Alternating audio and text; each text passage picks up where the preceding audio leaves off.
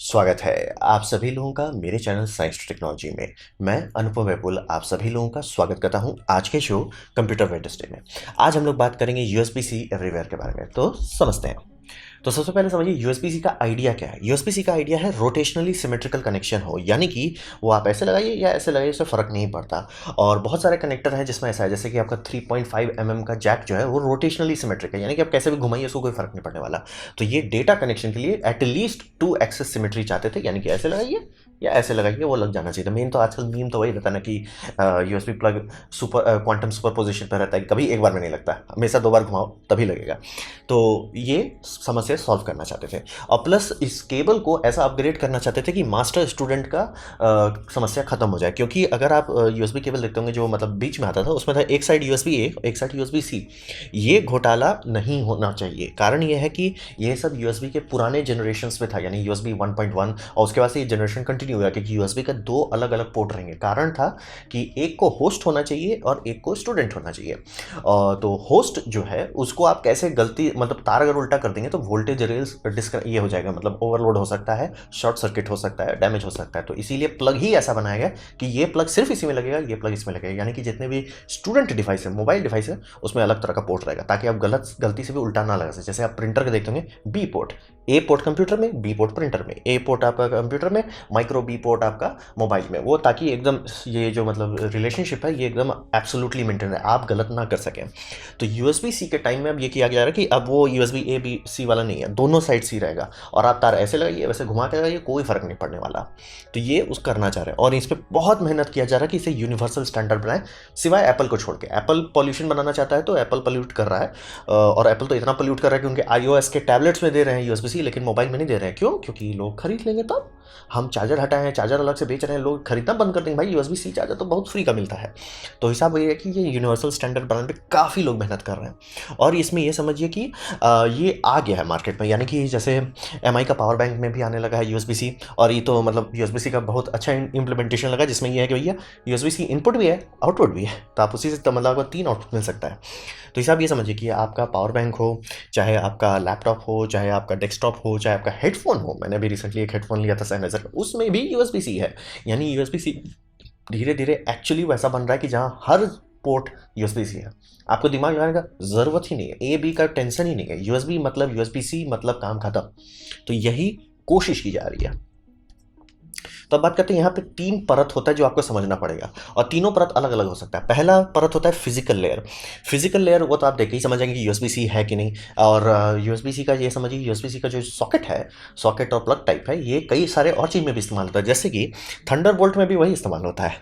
फिर कई जगह पे आपको USB C to display cable मिलने वाला है। तो ये सब हो गया फिजिकल लेयर, जिसको आप देख के तुरंत पकड़ लेंगे।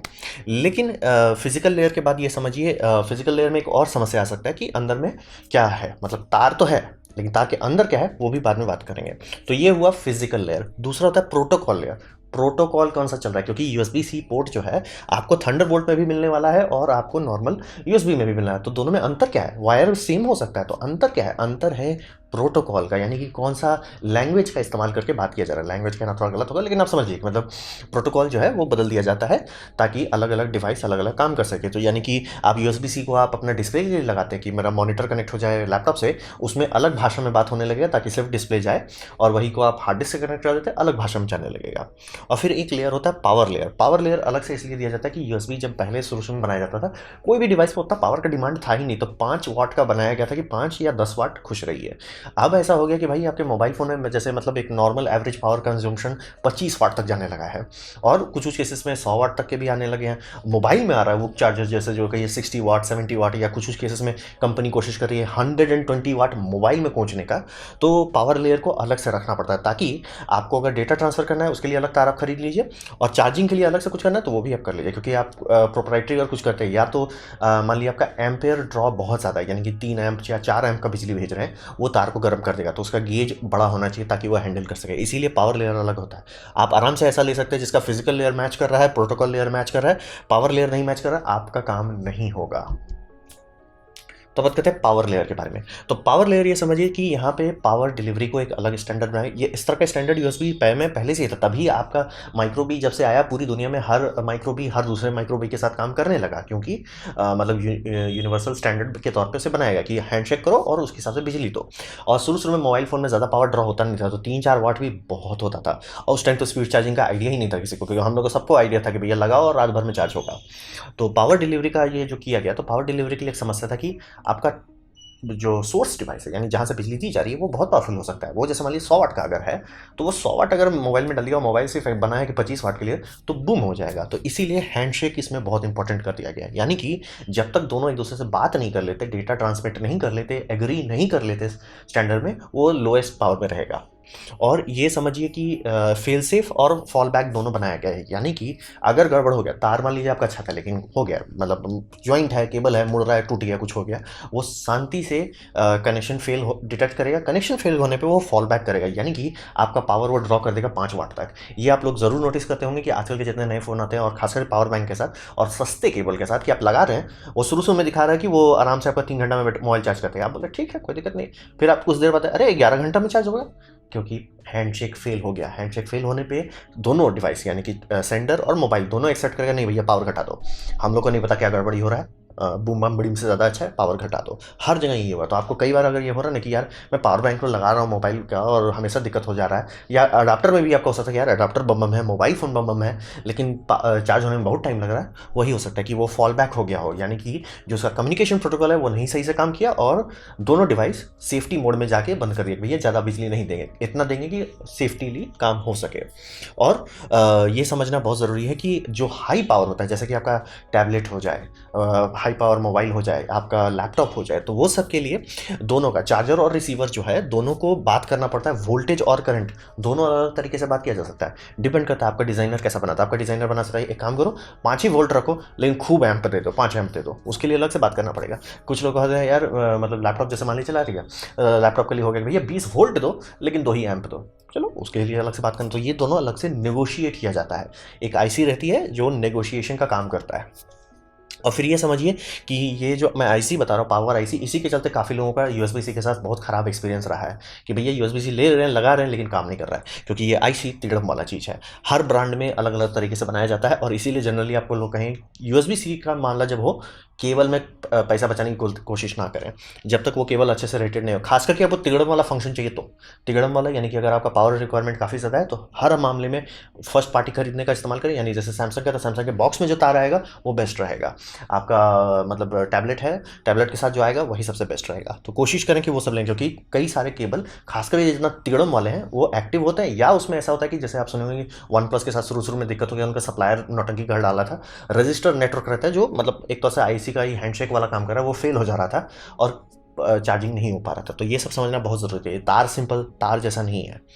और बहुत लोगों का मैं लिख के दे सकता हूँ, एटलीस्ट कम से कम 3 से 5 लोग लिखने वाले हैं कि भैया मेरे साथ भी ये हो चुका है कि यूएसबी सी मैंने लगाया, चार्जिंग नहीं हो रहा है फ़ोन, मतलब फाउंड दिखा रहा है, कनेक्शन दिखा रहा है, लेकिन दिखा रहा है वार्निंग दे रहा है, स्लो चार्जिंग, लो वोल्टेज, मतलब वार्निंग देने लग जा रहा है कि ये नहीं काम हो रहा है, जबकि सब चीज़ सही है, कनेक्शन सही है, बम लगा हुआ है, अच्छा से अंदर डाला हुआ है, क्यों नहीं हो रहा है? वही है कि ये हैंडशेक डिमांड करता है। और जितना हाई रिक्वायरमेंट पे आप चलते जाएंगे कि हमको ये भी चाहिए वो भी चाहिए, वो जल्दी उसको माइक्रोचिप चाहिए होगा।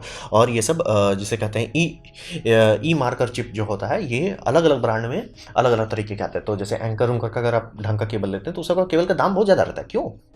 वो चिप पे खर्च करते हैं ताकि आपका वो हैंडशेक जो है रिलायबली हो सके। नहीं तो बहुत बार लोगों के साथ हो चुका है कि भैया मैंने लगा तो दिया और चार्ज हो भी नहीं किया मेरा डिवाइस। कारण वही है कि पावर का हैंडशेक अगर फेल हो जाता है तो वो लो वाट पे आ जाता है, और लो वाट मतलब इतना कम है कि वो बनाया गया था कि कुछ भी हो जाने पे आपका कुछ डैमेज ना हो। तो लो वाट इतना कम है कि आपका मोबाइल फ़ोन डिस्चार्ज ही होता रहेगा उसमें, जब तक आप बहुत पुराना बात नहीं कर रहे मोबाइल फ़ोन का। तो उस समय तो जनरली अभी भी माइक्रो भी आता है, यूएसबी सी तो नहीं आता। तो ये है पावर लेयर। अब हम लोग बात करेंगे डेटा के बारे में। तो डेटा के बारे में ये समझना ज़रूरी है कि जैसे मान लिया आपने नया स्मार्टफोन लिया, आपने स्मार्टफोन में ध्यान दिया था कि उसका यूएसबी पोर्ट जो है यूएसबी 3 है कि नहीं, वो यूएसबी 3 दिखा रहा है। आपका लैपटॉप है उसमें यूएसबी सी है, वो भी यूएसबी 3 दिखा रहा है। आप कनेक्ट किए और ट्रांसफर स्पीड आपका बड़ा ख़राब आ रहा है। तो कारण क्या है? कारण जनरली ये होता है कि जो आपका यूएसबी सी केबल है, ज़रूरी नहीं कि यूएसबी 3 भी हो।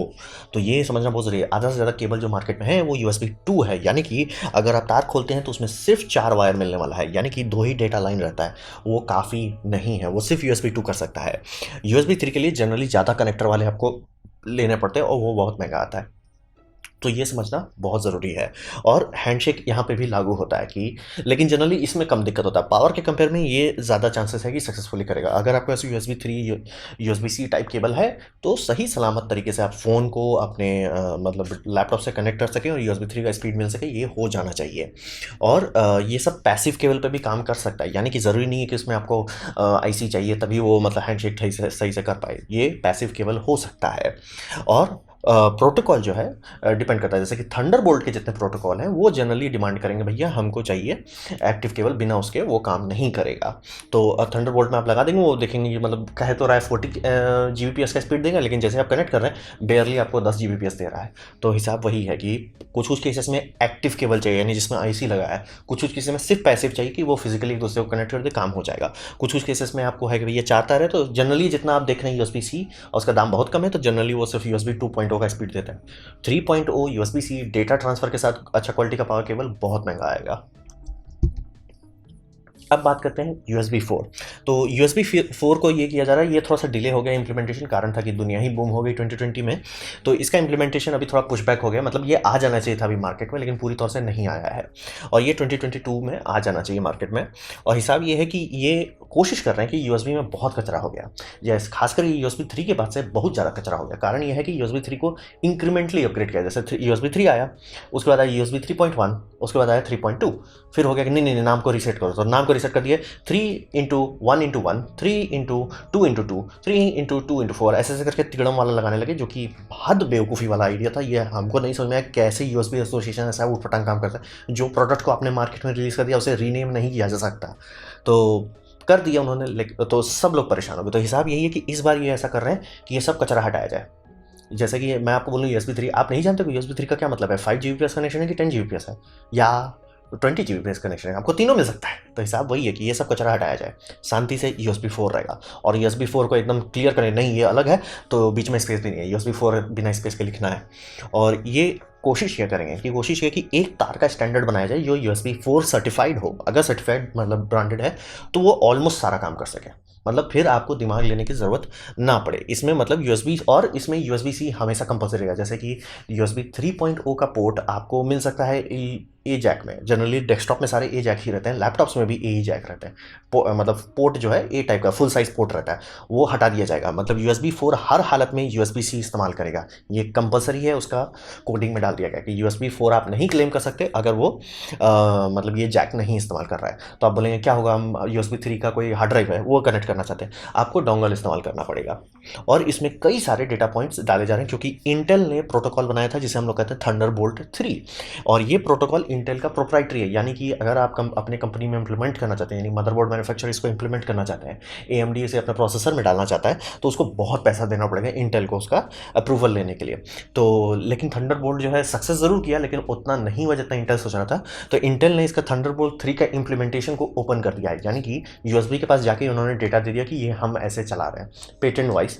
तो हिसाब ये हो रहा है कि USB 4 जो आएगा उसमें थंडरबोल्ट 3 का सारा फंक्शंस होना चाहिए। वो ज़्यादा स्पीड देगा, यानी कि 40 Gbps तक जा सकता है।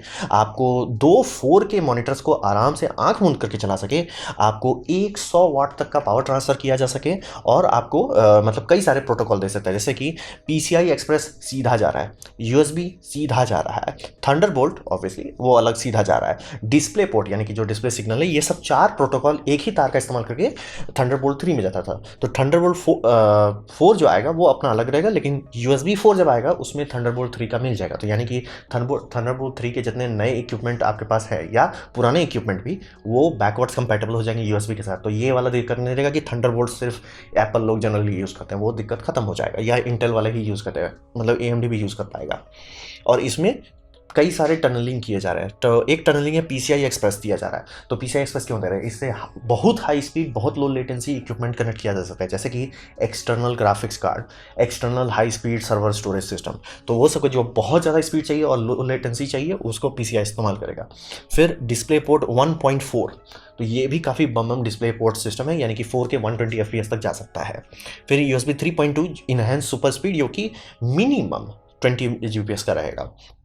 तो हिसाब वही है। और यहाँ पे फिर समझिए कि वही दिक्कत हो रहा है कि ये अब सब 40 GB तक जा सकता है। 40 GB की बात है कि बहुत कम ही इक्विपमेंट एक्चुअली सपोर्ट कर सकता है।